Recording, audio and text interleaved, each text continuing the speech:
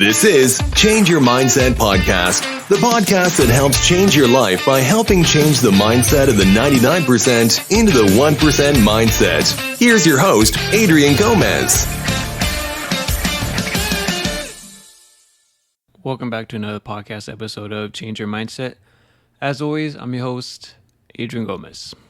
The United States of America, the land of the free. As everyone knows, people come to this country for a reason. It's opportunity, freedom, you can be whoever you want in this country. Best country in the world.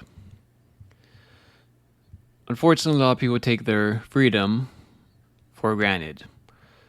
They don't realize, little by little, their freedoms are getting taken away from them because they're so occupied with social media, TV, going out, partying, whatever it is. People are distracted. People have no idea what's going on in the real world. They believe everything they're told without doing any research and don't know if it's true or not. They just believe it without asking any questions.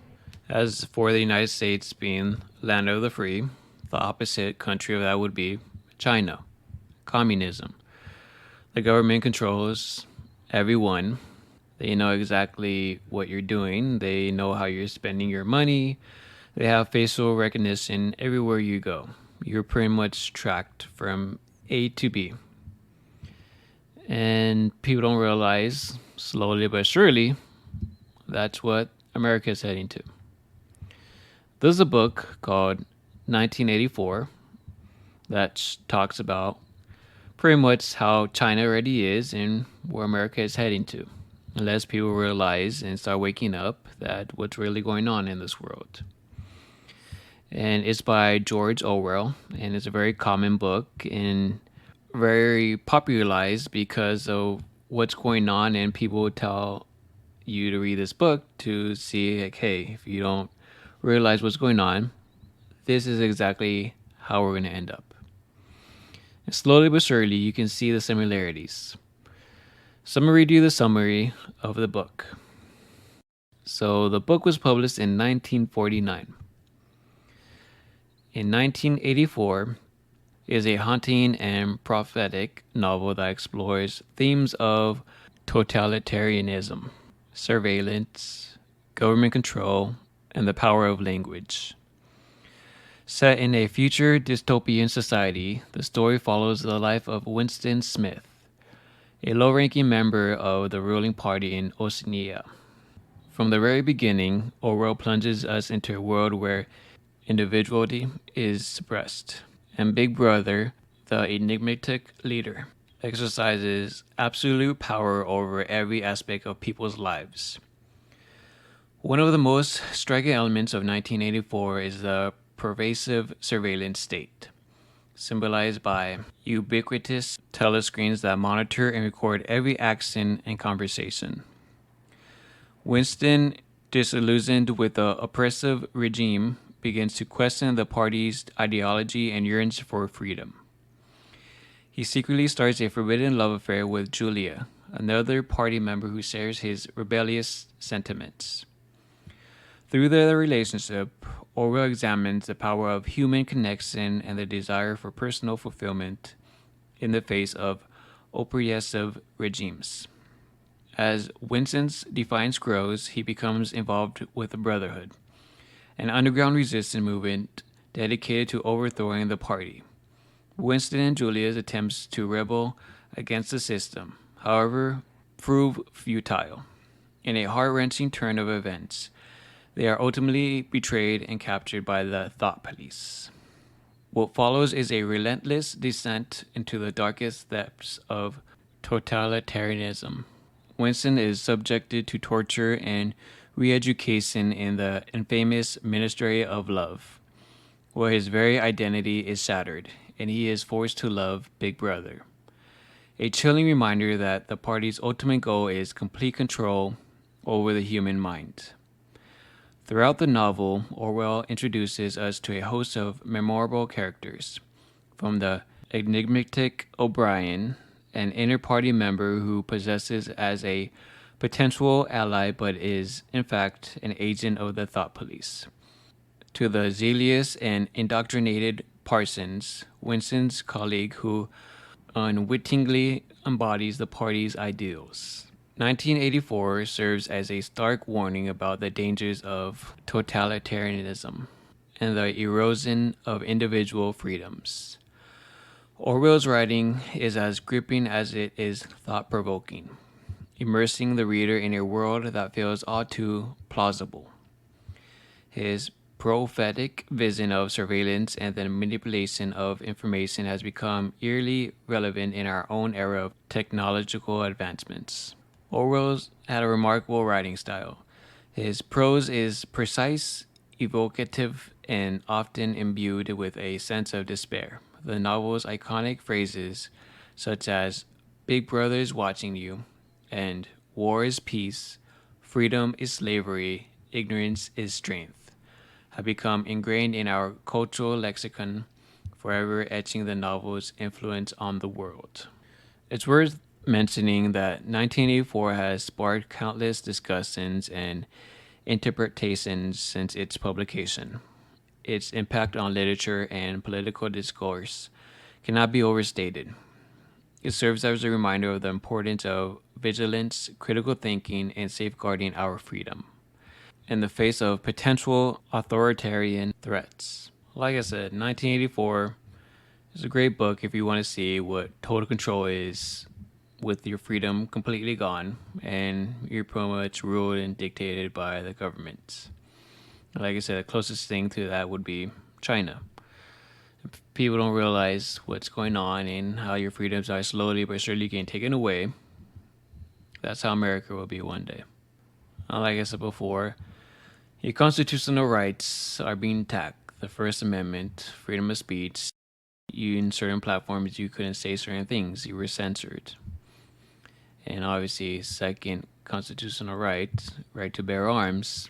Obviously, they don't want you to have guns. So whether you believe it or not, slowly but surely, your rights are getting taken away and are being attacked constantly. I saw this picture. It was a picture of apartments, and every other apartment or so had their windows open. And inside you could see there were people sitting down on the couch watching the TV. And in each curtains that were opened, each person was watching the same thing. It was the news.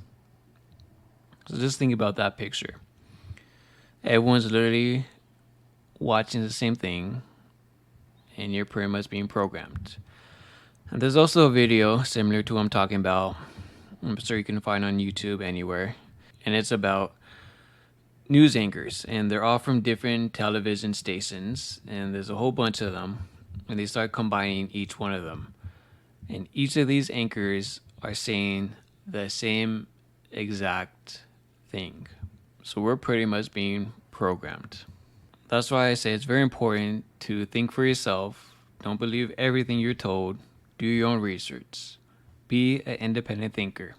Because nowadays, people are not independent thinkers because they just listen to what they hear and they believe it. And they go off of that and they will argue and think they are right because they heard it, but they haven't done any research behind it. Now I'm going to read you an article by John and Nisa Whitehead from Rutherford.org. And the title is "A State of Martial Law. America is a Military Dictatorship Disguised as a Democracy." So it starts off with a quote. "What country can preserve its liberties if their rulers are not warned from time to time that their people preserve the spirit of resistance?" End quote. Thomas Jefferson. The government is goose-stepping all over our freedoms. Case in point, America's founders did not want a military government ruled by force. Rather, they opted for a republic bound by the rule of law, the U.S. Constitution. Yet, sometime over the course of the past 240 plus years, that constitutional republic has been transformed into a military dictatorship disguised as a democracy. Most Americans seem relatively untroubled by this state of martial law. Incredibly, when President Biden bragged about how the average citizen doesn't stand a chance against the government's massive arsenal of militarized firepower. It barely caused a ripple. As Biden remarked at a fundraising event in California, quote, "I love these guys who say the Second Amendment is, the tree of liberty is water with the blood of patriots. Well, if you want to do that, you want to work against the government. You need an F-16. You need something else than just an AR-15, end quote. The message being sent to the citizenry is clear. There is no place in our nation today for the kind of revolution our forefathers mounted against a tyrannical government. For that matter, the government has declared an all-out war on any resistance whatsoever by the citizenry to its mandates, power grabs, and abuses. By this standard, had the Declaration of Independence been written today, it would have rendered its signers extremists or terrorists, resulting in them being placed on a government watch list, targeted for surveillance of their activities and correspondence, and potentially arrested, held indefinitely, stripped of their rights, and labeled enemy combatants. This is no longer the stuff of speculation and warning. For years, the government has been warning against the dangers of domestic terrorism, erecting surveillance systems to monitor its own citizens, creating classification systems to label any viewpoints that challenge the status quo as extremist, and training law enforcement agencies to equate anyone possessing anti-government views as domestic terrorist. A 2008 Army War Colleague report revealed that, quote, widespread civil violence inside the United States would force the defense establishment to reorient priorities in extremists to defend basic domestic order and human security, end quote. The 44-page report goes on to warn that potential causes for such civil unrest could include another terrorist attack. Quote, unforeseen economic collapse, loss of functioning political and legal order, purposeful domestic resistance or insurgency, pervasive public health emergencies, and catastrophic natural and human disasters, end quote. Subsequent reports by the Department of Homeland Security to identify, monitor, and label right-wing and left-wing activists and military veterans as extremists, aka terrorists, have manifested into full-fledged pre-crime surveillance programs. Almost a decade later, after locking down the nation and spending billions to fight terrorism, the DHS concluded that the greater threat is not ISIS, but domestic right-wing extremism. Rounding out this profit-driven campaign to turn American citizens into enemy combatants and America into a battlefield is a technology sector that is colluding with the government to create a big brother that is all-knowing, all-seeing, and inescapable. It's not just the drones, fusion centers, license plate readers, Stingray devices, and the NSA that you have to worry about. You're also being tracked by the black boxes in your cars, your cell phone, smart devices in your home, grocery loyalty cards, social media accounts, credit cards, streaming services such as Netflix, Amazon, and ebook reader accounts. The events of recent years have all been part of a master plan to shut us up and preemptively shut us down by making peaceful revolution impossible and violent revolution inevitable. The powers that be want an excuse to lock down the nation and throw the switch to all-out martial law. This is how it begins. As John Lennon warned, quote, when it gets down to having to use violence, then you are playing the system's game. The establishment will irritate you, pull your beard, flick your face to make you fight. Because once they've got you violent, then they know how to handle you, end quote. Already, discontent is growing. According to a USA Today Suffolk University poll, 7 out of 10 Americans believe that American democracy is imperiled. Americans are worried about the state of their country, afraid of an increasingly violent and oppressive federal government, and tired of being treated like suspects and criminals. What we'll see more of before long is a growing dissatisfaction with the government and its heavy-handed tactics by people who are tired of being used and abused and are ready to say, enough is enough. This is what happens when a parasitical government muzzles the citizenry, fences them in, herds them, brands them, whips them into submission, forces them to ante up the sweat of their brows while giving them little in return, and then proves them with little to no outlet for voicing their discontent. Our backs are against the proverbial wall. We've been losing our freedom so incrementally for so long. So to us, in the name of national security and global peace, maintained by war of martial law disguised as law and order, and enforced by a standing army of militarized police and political elite determined to maintain their powers at all cost. That it's hard to pinpoint exactly when it all started going downhill, but we've been on the fast-moving downward trajectory for some time now.